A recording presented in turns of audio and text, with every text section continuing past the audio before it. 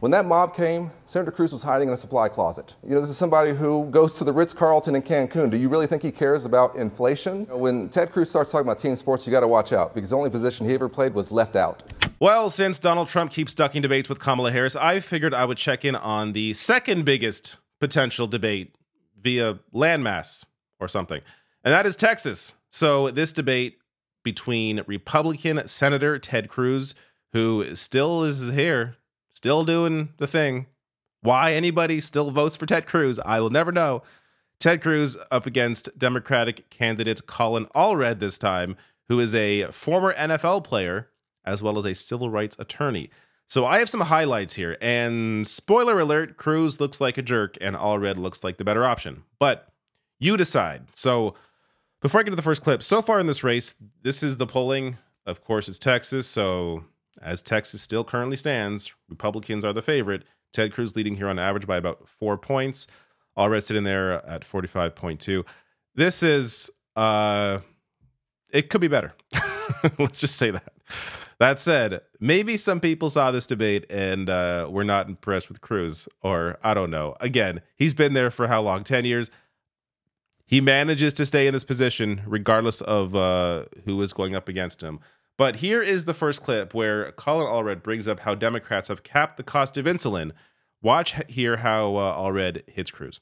You know, we thought it was a good idea to cap the cost of insulin for folks on Medicare at $35 a month. I voted for it. Senator Cruz apparently disagreed. We tried to cap it for everyone because 1 in 4 Americans are rationing their insulin. You know what rationing your insulin means? It means you're not taking the medication you need to survive. And so we said, let's make sure that this is affordable. I was willing to do it and voted for it. Senator Cruz voted against it. You know, and it's not surprising. He's also one of the biggest recipients of campaign donations from big pharma lobbyists in the entire United States Senate. It's true. But this is a pattern. You know, this is somebody who goes to the Ritz-Carlton in Cancun. Do you really think he cares about inflation and about working families? When his entire career, he spent his time trying to cut taxes for the rich and not looking out for working folks.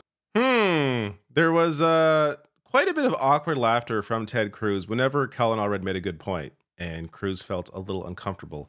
That was one example when Allred brings up how Ted Cruz takes in big pharma money, which indeed he does. And Citizens United reporting here is Cruz has taken over $600,000 from big pharma, proving that the only thing he is fighting for in Washington is the bottom lines of his corporate donors. To be clear, big pharma money is an issue across the board with both parties. It is a bigger issue, though, with Republicans. And I mean, there's a reason why there isn't a single party fighting for universal Medicare for all, single payer healthcare. You have a lot of healthcare money, private insurance money wrapped up in a lot of these corporate campaign donations, regardless of party. That said, there is a difference here. The Democratic Party under Joe Biden did in fact cap the cost of insulin. Ted Cruz's response to this, though, makes it seem like, no, in fact, he did it.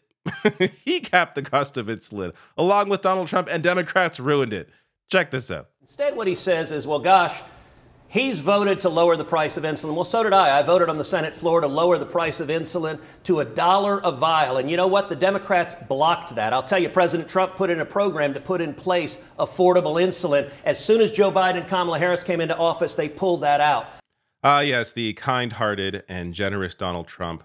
All he wanted to do before he left office was save people money on the cost of insulin. And then evil Joe Biden and Kamala Harris came in and they destroyed that dream.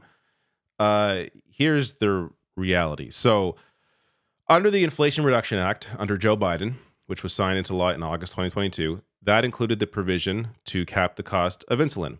That went further than Trump's executive order, which was a voluntary initiative that only applied to certain Medicare Part D plans. We're talking about a sliver of people that may have been able to save money, may have, because it's voluntary, been able to save money on the cost of insulin.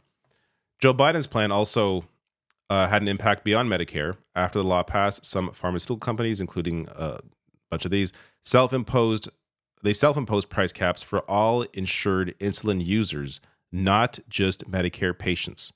So the insulin provision in the Inflation Reduction Act had a greater impact on the cost of insulin as a whole, not just for a sliver of people under, Medicare Part D. In addition to that, The IRA also caps total out-of-pocket prescription costs at $2,000 annually for people with Medicare drug plans starting next year. Worth mentioning. Here is the next clip. 4 times he has come out for men playing in women's sports, for boys playing in girls' sports. He is a co-sponsor, and he voted for a law called the Equality Act. The Equality Act mandated that boys be able to go in girls' bathrooms, in their locker rooms, and their changing rooms. He voted for it. That is his record. Number 2, there was a bill. It was a very simple bill. It was narrowly defined. It was protecting women in girls' sports. He voted no. The only issue on that bill was whether biological boys should compete against our daughters. That's not fair. Congressman Allred was an NFL linebacker. It is not fair for a man to compete against women. I mean, it's a lot. And I stand here as a proxy for millions of Texans who are sick and tired of this act. When Ted Cruz starts talking about team sports, you got to watch out, because the only position he ever played was left out. And I'm not trying to be mean, Senator, but sit this one out, please. Listen, I don't support boys playing girls' sports. I don't. Why'd you vote for it? No, stop. Let me speak. What I think is that folks should not be discriminated against. And what Senator Cruz should try to explain to you is why he thinks they should. But ultimately, what he's trying to do is a little game called distraction, to distract you from his record of doing horrific things to folks in this state, of abandoning us when we need him most, of not being there when we need him. That's what he's trying to do, and that's why he's spending so much time on this. All right, I am so tired of arguing this topic because it is so stupid for people like Ted Cruz to try and argue for discrimination. And I'm glad Colin Allred brings up that point. That's what Ted Cruz is doing here. That's how we should be discussing this. Ted Cruz is arguing for discrimination. You're trying to school a former NFL player on who should and shouldn't participate in sports. We are talking about here school sports. Sports in school is a social activity. So this idea that Ted Cruz really cares about the competition of the girls' softball team at the local high school, it's insane. Cruz clearly is doing this to try and scare people with the language. Oh, he wants boys and girls' locker rooms. That's not what's going on here. It's just so dishonest to try and paint this as any sort of serious issue that should even be discussed on the national level. These are local topics. This is not a national political discussion. It's wild. Let me get to the next clip. You can't be for the mob on January 6th and for the officers. You can't. And it's not funny, because you're a threat to democracy. Sure. I was on the House floor when we went through the votes. I remember when you objected to the results in Arizona. Y'all at home might remember where you were on January 6th, what you were doing. I know where I was, and I know where he was. I remember when they told us to reach under our seats for these gas masks. I didn't know we had, because they had deployed tear gas in the rotunda. The officers locked all the doors. We barred the doors the president walks through to deliver the State of the Union with furniture that we usually use to hold paper. And I texted my wife, Allie, who was 7 months pregnant with our son, Cameron, and at home with our son, Jordan, who wasn't yet 2. Whatever happens, I love you. And I took off my suit jacket, and I was prepared to defend the House floor from the mob. At the same time, after he'd gone around the country lying about the election, after he'd been the architect of the attempt to overthrow that election, when that mob came, Senator Cruz was hiding in a supply closet. And that's okay. I don't want him to get hurt by the mob. I really don't. This election is his accountability. Oh, look at Ted Cruz laughing again, because once again, Colin Allred is saying something that is just factually true. In fact, this came from Ted Cruz himself. Ted Cruz admitted in his own book that he hid in a supply closet during Jan 6. And this is the guy that also was one of only 6 Republicans, senators, in voting against the certification of the 2020 election result in Arizona, and 6 others against the certification of the Pennsylvania result. This debate should really begin and end with this. The fact that Ted Cruz not only supported the attempt to overthrow the election, but was also a part of trying to make it happen. And there's also audio of this. I don't want to go too much further on this and make this the whole video, but I'll link to this below the video. There was audio of Cruz talking with Maria Bartiromo about this plan. He is a part of this. This is a guy who is anti-democracy. So again, this debate should really begin and end with the fact that Ted Cruz does not support democracy. Let's get to the next clip. As you mentioned, you have been a strong advocate of Israel's right to defend itself, but the World Court has found it plausible that Israel has committed acts that violate the Genocide Convention. Do you think Israel bears any responsibility for the civilian deaths and humanitarian crisis in Gaza? You have 90 seconds. I think there is no country on earth that fights a more humane, a more targeted, a more just war than the people of Israel. You know, it's easy to forget sometimes because of how terrible the Biden administration is on this issue. It can be easy to forget just how much worse Republicans are. The direct quote here: there is no country on earth that fights a more humane, a more targeted, a more just war than the people of Israel. These numbers are out of date. This is as of January 2nd, the beginning of this year. This was the difference. So, you know, you could look at all the years here, but let's just take a look at 2023.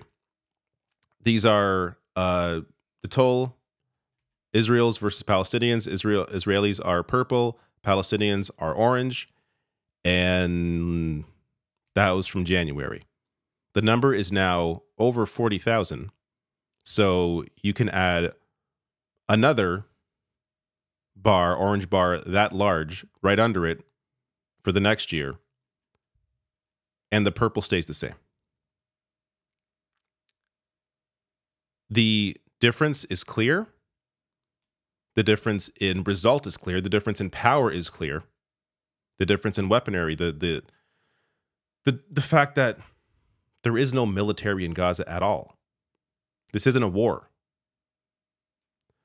I got to give credit there to the moderators for even bringing this up. I don't remember this being brought up in either of the debates with either with Kamala Harris or with Joe Biden. The fact that the ICJ ruled that there's plausible genocide happening in Gaza committed by the Israeli government. It's good this is brought up, but it's a reminder just how wild people are in this issue. And I got to say, Allred's response wasn't great either. It was better. It was understanding the need to address the crisis in Gaza, but it wasn't being as direct about that Israel is the one committing it as he should be. But like to try and defend this as this is the most humane is wild. Also, just to show you current, more up-to-date information here. This is from the UN. Take a look at the numbers yourself. There you go. Last clip here, and I think Allred does a really good job at wrapping this up. Whatever he says tonight, you've seen it for 12 years. He's been one of the most divisive senators in the entire country. If you don't like how things are going in Washington right now, well, you know what? He is singularly responsible for it. He has introduced this new kind of angertainment where you just get people upset and then you podcast about it and you write a book about it and you make some money on it. But you're not actually there when people need you. Like when the lights went out, when 30 million Texans were relying on a senator to spring into action. He went to Cancun. That's who he is. If you give me the chance to be your United States Senator, I'll never abandon you. And I'm asking for your vote and for your support in this election. Angertainment. This is exactly what Ted Cruz does, or at least he's a part of. As someone on YouTube, I am well aware of all the people that do the angertainment and the money they make off their absolute BS. Ted Cruz has a podcast, in case you didn't know. I can't imagine listening to Ted Cruz. Why would you decide to listen to the Ted Cruz podcast? What could possibly compel you? I don't even care if you support him. What would compel you to listen to this man bloviate for hours on end? Please, if you are a subscriber to the Ted Cruz podcast, I think you need to check yourself in because there's something seriously wrong with your ability to detect bullshit. But he is apparently in some trouble here, or could be in some trouble with the way he is funneling money from his podcast into his campaign. Just what a clown. So look, I'm not under any illusion here that Allred's the favorite. He's not. Ted Cruz somehow still manages to have the majority of support, or at least a plurality of support in Texas. But who knows?